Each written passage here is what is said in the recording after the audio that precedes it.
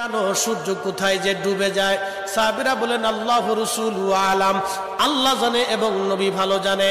আল্লাহর নবী বললেন, সাহাবীরা রে, সূর্য যেতে যেতে আরশে মুআল্লার নিচে যায় আল্লাহকে সেজদা দিয়া সুবহানা রাব্বিল আলা বলে সূর্য পড়তে থাকে, আর সুবহানা রাব্বিল আলা বলে সূর্য তাসবিহ পড়তে থাকে, আর বলে হে রব, আপনি যদি অনুমতি দেন পৃথিবীবাসীর জন্য আবার আলো নিয়ে ফিরে যাব, আর অনুমতি যদি না দেন আমি আপনার কুদরতি কদমে সেজদায় পড়ে পড়ে কাঁদতে থাকব।